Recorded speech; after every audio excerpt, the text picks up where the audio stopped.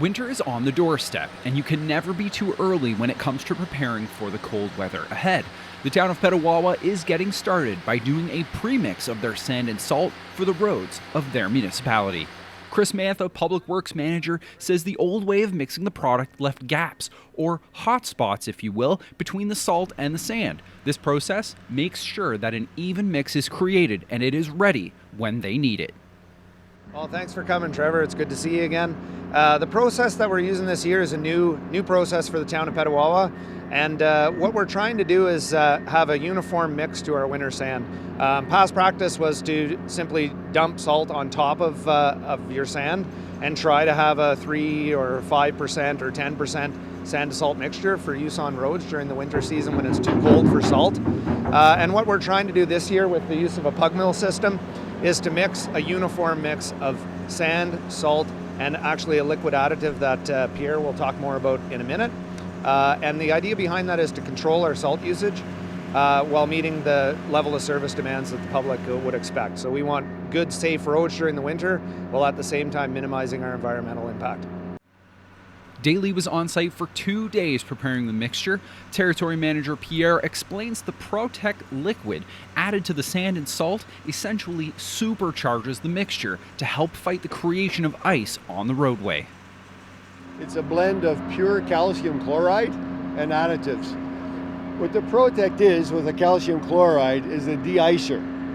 And that de-icer, it activates the salt, or it helps the salt create its brine that much faster.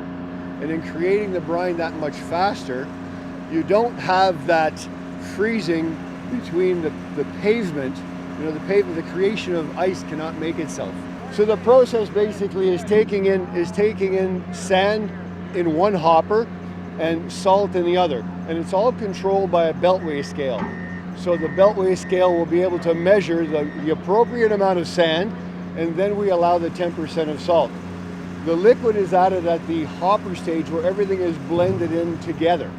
In the conventional method, you'd have what's called hot spots because you cannot control the amount of salt. You could always do it with a loader, but you couldn't control the amount of salt or the amount of liquid if they had ever used any. So in this particular case, we control everything.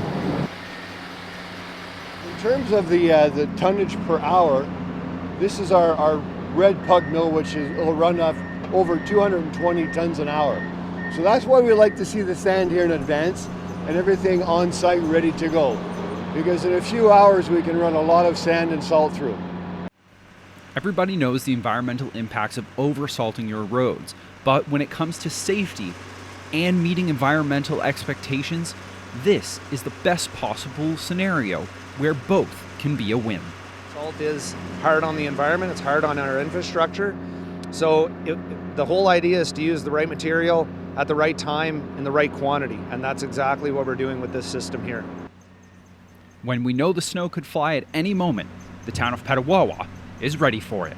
Reporting for Coach Co News, I'm Trevor Riley.